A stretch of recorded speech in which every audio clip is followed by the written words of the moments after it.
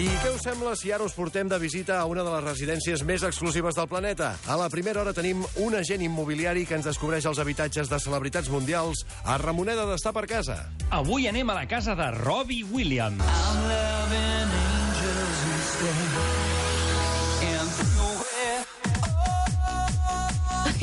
Ai.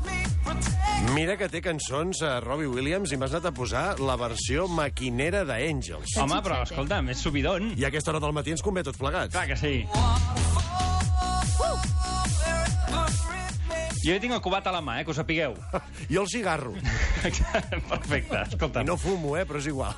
A veure, atenció, que la casa del cantant anglès porta cua, ja veureu per què. Aviam. Els Williams viuen 6 mesos a Los Angeles i 6 mesos a una mansió anglesa del segle XVIII, al comtat de Wiltshire. Sí. Són dues cases molt xules, sincerament.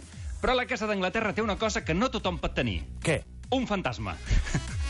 De fet, el Robbie Williams, el tema fantasmes li agrada Li molt. va, oi, a tot l'esoterisme i la parapsicologia? No sé si recordareu que ell anava sempre a casa de l'Adele, que també en tenia un. Ah, sí, és veritat. I el tio estava tot el dia passat... Que ens ho vas explicar, que Adele tenia un fantasma a casa. Sí, senyor. Li va dir el Robbie Williams i el Robbie Williams se m'anà a viure amb ella. Tot el dia allà instal·lat.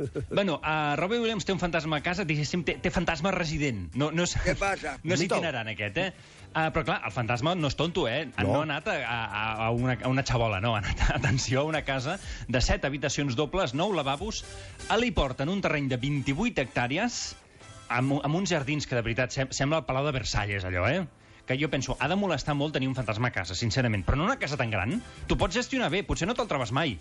També és veritat, Depèn de per on vagis, no tens per què coincidir amb l'ectoplasma. I si paga el lloguer, escolta. També. No sé. O l'IBI. Anem a mitges, tu. Va, exacte, paga els gastos, paga el wifi. Bé, total, una cosa que m'agrada molt d'aquesta casa és que tenen una piscina climatitzada al soterrani envoltada de columnes dòriques. Ai, mira. Ha de ser maco, això, Com un spa. Sí, t'has de sentir molt jefe mentre et banyes allà pensant que ets Sòcrates mentre menges grans de raïm. Encara ets més jefe si les columnes dòriques les poses al pàrquing. Home, sí. Home, xocar el cotxe contra una columna dòrica... I ja és diferent. Ha de ser... Bueno, anem al fantasma, que és el tema de la casa. Som-hi, sí, tant. Es veu que al principi Robbie Williams notava com presències, coses estranyes. Anava preocupat i un dia explica que el dia que es van quedar embarassats, un ovni els hi va aterrar al jardí de casa. Ja veieu que hi ha molta barreja d'històries aquí. Trobo que sí, Bé, d'històries, fenòmens paranormals, hi ha altres coses, hi ha barreja aquí. Es veu que a partir d'això va quedar com un esperit en una habitació concreta de la casa i quan va néixer el nadó, la nena, el tio no va tenir millor idea que fer l'habitació de la filla a l'habitació del fantasma, on hi havia el fantasma. Que dius, home, no, però que no et dormirà. Aquesta pobra canalla. Quina malada. Mala idea, també. I fins que al cap d'uns anys, un dia, se'l va trobar.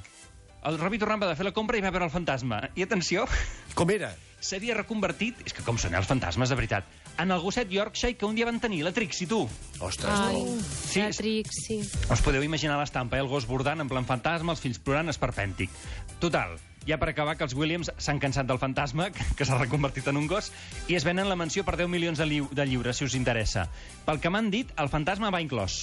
Molt bé, em sembla que avui més aviat hauríem d'haver fet psiquiatre d'estar per casa, però hem passejat per la casa de Robbie Williams a remoneda d'estar per casa. Gràcies, Jordi. A tu, Quim Morales. Mira el fantasma. La primera hora, amb Quim Morales. De 6 a 11 del matí a RAC 105.